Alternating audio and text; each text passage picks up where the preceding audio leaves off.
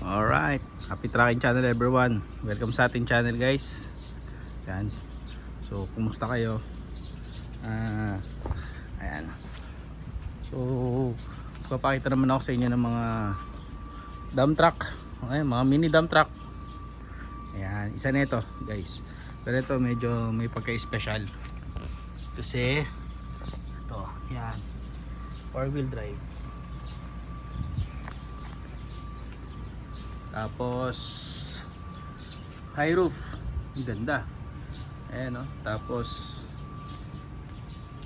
stainless na yung kanyang dump box, no?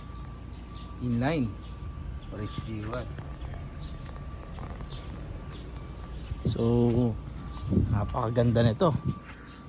Talagang kung mga lugar nyo hauling, Benguet, ayan, ito tamang-tama sa inyo guys, Porsche G1, no?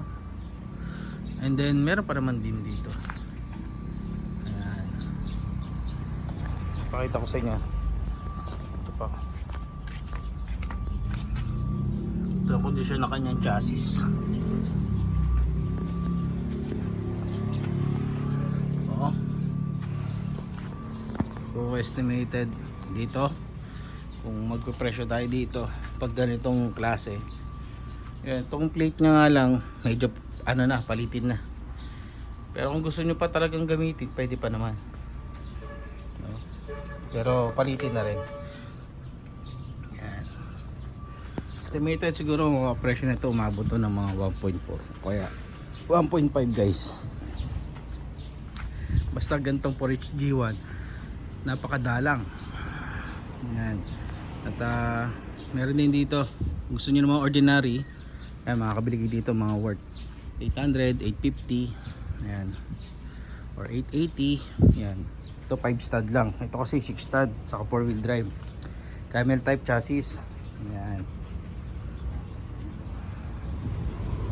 Manual transmission. Siyempre, lahat naman yan manual. Meron din dito 4M50, medyo mas latest.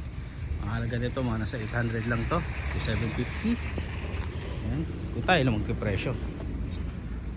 4D36, ayan, electronic 5 stud. Ayan, mamura lang yan. 4D36 din, electronic type din. Ayan. Porsche G1 drop side, yun.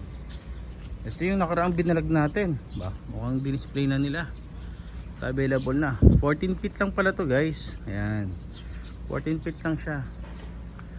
Ito din, meron din ditong drop side, NPR na dump truck. Ayan. So nasaan tayo? Nandito tayo sa Subic Autoland. Kung pupunta kayo dito guys, sa Gateway Park lang to, bisitahin nyo na po ito. Libre lang naman pumunta dito guys. At kung gusto nyo magpa-assist, libre lang din magpa-assist, wala pong bayad, no? So mai-vlog lang natin ang pagkuha niya ng truck, walang problema. Merong ilan na nagpapasalamat ako sa ibang mga nagbibigay pag sinasamahan natin sila. So yun, ito ulit ang Porsche G1 pinaka-highlights na itong video na to guys. Estimated lang ko lang naman yung guys, pero kasi kadalasan, ayan yung ilalagay ko sa comment section.